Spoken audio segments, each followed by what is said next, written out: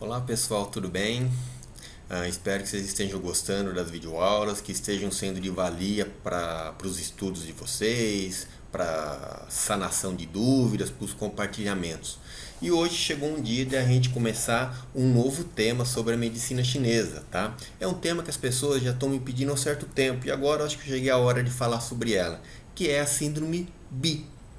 Antes de a gente entrar na aula propriamente dita, eu queria apenas esclarecer que não existe síndrome Bi-Wei dentro da medicina chinesa. Ou ela vai ser uma síndrome Bi, ou ela vai ser uma síndrome Wei.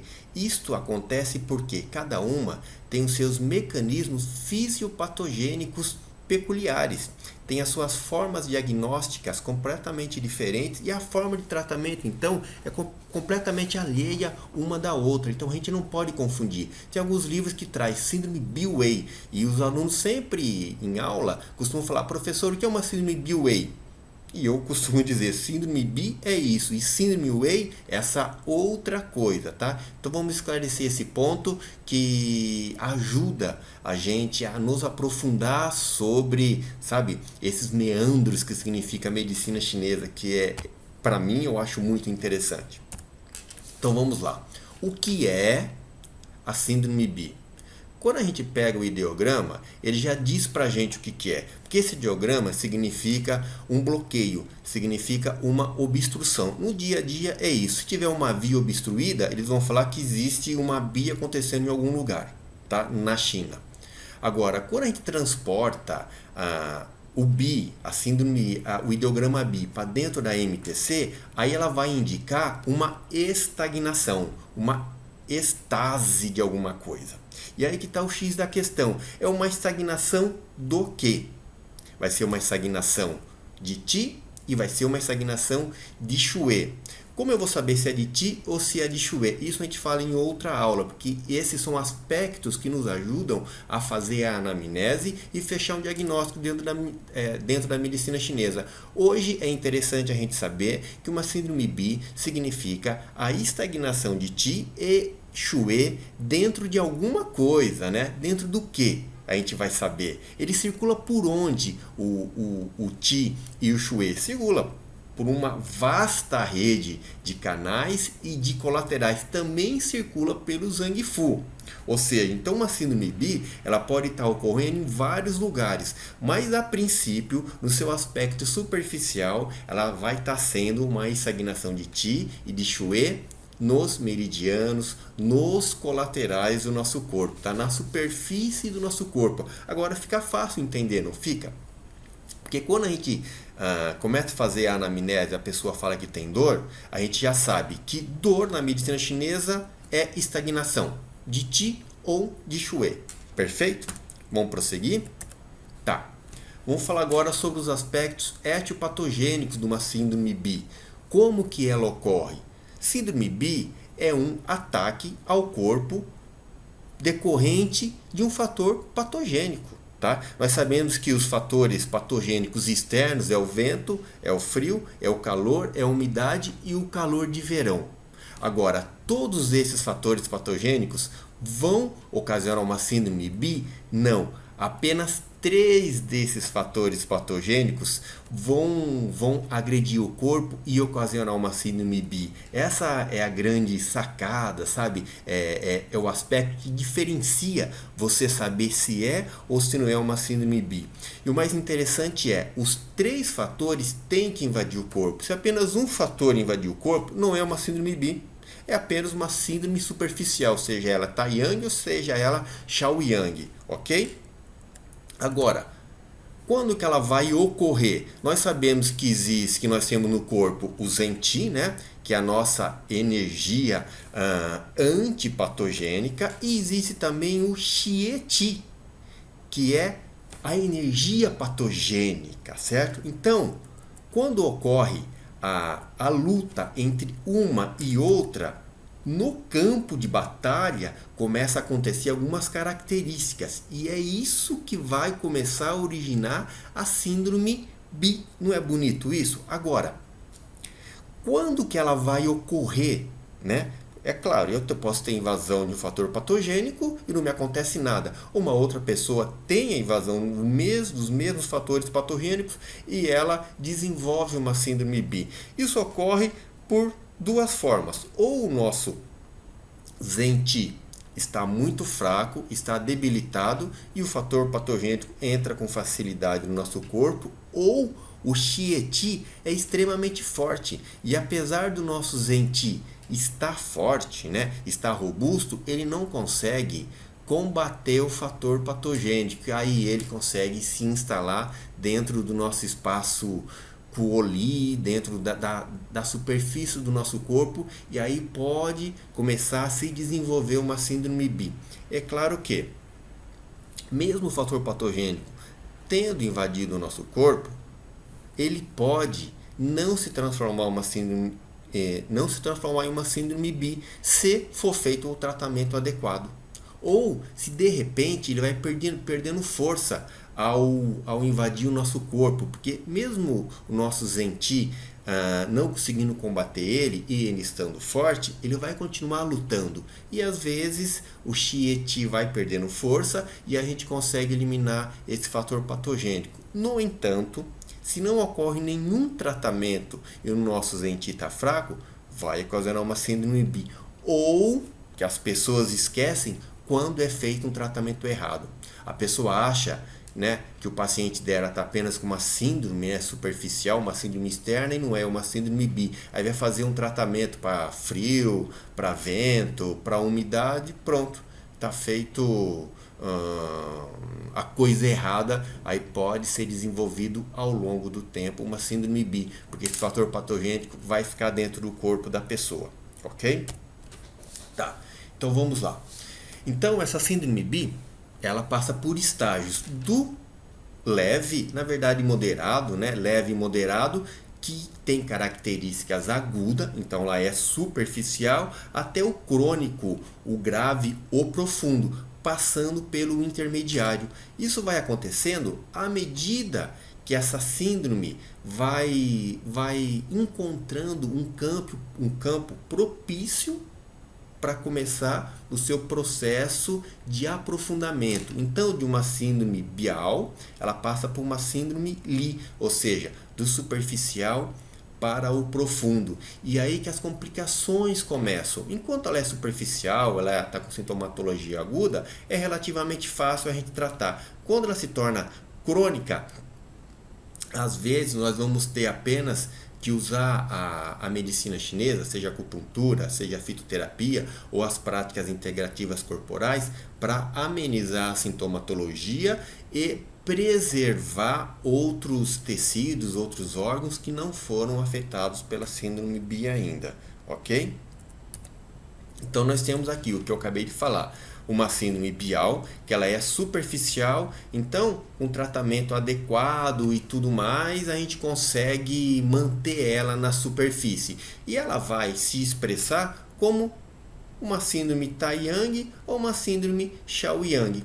Então, o tratamento adequado ou a sua energia, né, de defesa, o seu ZEN-T estando forte, ela fica ali. No entanto, se você não faz tratamento nenhum e a sua energia está fraca, ou se você fez um tratamento inadequado, ela vai se aprofundar e vai se transformar numa síndrome interna. E quando eu falo síndrome interna, é que ela se aprofundou e já afetou o Zangfu. Aí é de uma periculosidade alta, já está uma coisa grave, uma coisa crônica, a pessoa já está com bastante coisas comprometidas no corpo dela. Tudo bem? Bom, então tá aqui. Nós temos 3 tipos de síndrome B. Fen B, que é de vento, a Xi B, que é de umidade, e a Han B, que é de frio.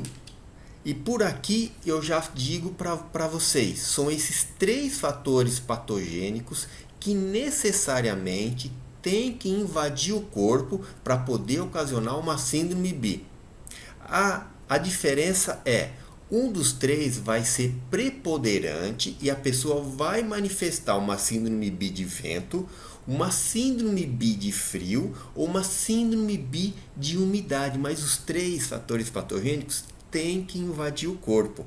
Se não for assim, vai ser apenas uma síndrome exterior, caracterizada por vento frio, vento umidade ou vento calor.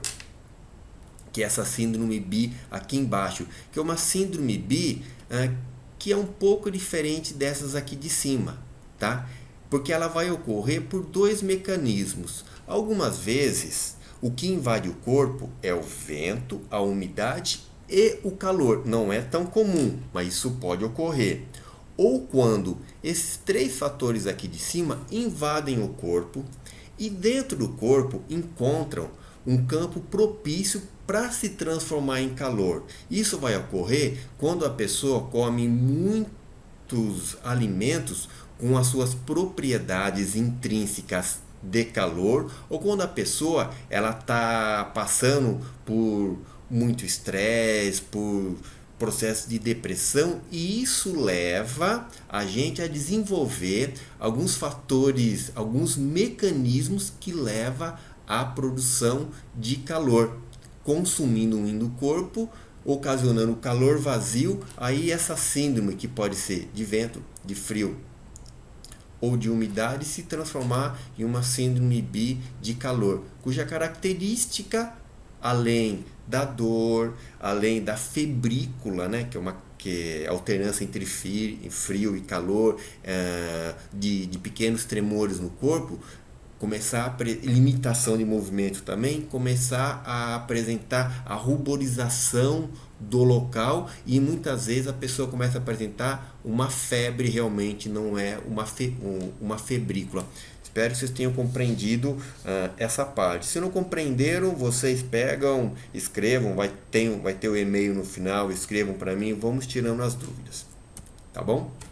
Bom, agora, além disso, a síndrome bi ela pode ser classificada de acordo com algumas características. Por exemplo, de acordo com a etiologia, de acordo com a sintomatologia, de acordo com a localização dela, de acordo com os tecidos envolvidos, de acordo com o Zangifu envolvido.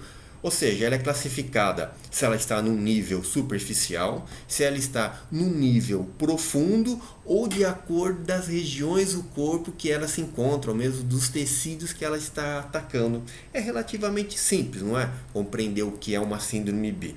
Tudo bem?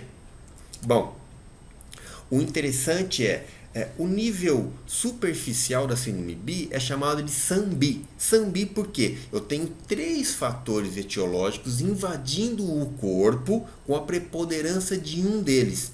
E a partir daí, ela vai começar a se desenvolver e vai se transformar em síndromes numa síndrome bi um pouco mais complexa.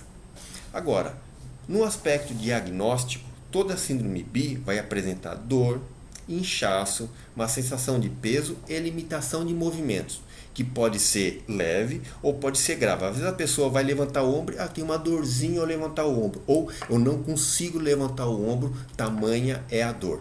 Agora, se essa síndrome bi ela for uma síndrome bi de calor, então o local vai ter uma ruborização, o local vai estar mais quente e a pessoa começa a apresentar processos febris no corpo.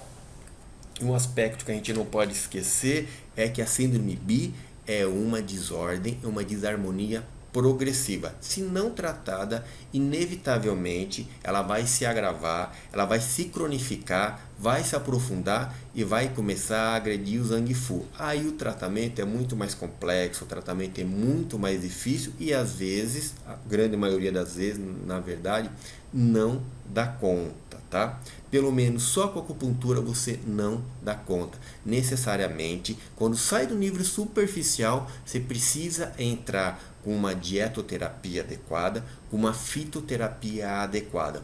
E uma característica importante também é que nas síndromes bi, o Qigong, ou o Tai Chi, ou o Bagua, são extremamente benéficos e na China são prescritos para esses pacientes. Isso é muito interessante. Então, se você conhece alguma dessas práticas ou se não conhece, procura conhecer e procura aplicar para os seus pacientes.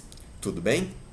Bom, é uma aulinha rápida mesmo, só para dar uma introdução sobre o que é a síndrome BI. Eu não vou falar de tratamento hoje, eu não vou falar de quais ervas utilizar, quais alimentos podem ser utilizados, porque eu quero que vocês compreendam esse aspecto, tá? Eu não vou falar de cada uma delas também, falando todas as características diagnósticas para você levar a diferenciar, porque como eu disse, é para a gente compartilhar alguns conhecimentos. E à medida que o interesse vai aumentando, a gente pode dar uma aula mais aprofundada, a gente pode passar exercícios para tratamento, passar pontos para tratamento e passar prescrições fitoterápicas, que não são prescrições difíceis, tá bom? Bom, como sempre, né? Gostou? Dá um like aí, se inscreva no canal, compartilha, né? Se você acha interessante as pessoas saberem. Venham fazer parte dessa comunidade, vamos interagir um pouco mais, façam como os seus companheiros, né, que são inscritos no canal.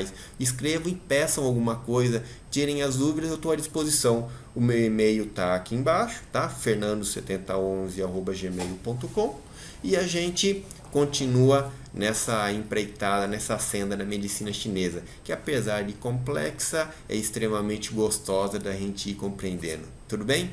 Um grande abraço para vocês, espero que vocês tenham gostado e até a nossa próxima videoaula.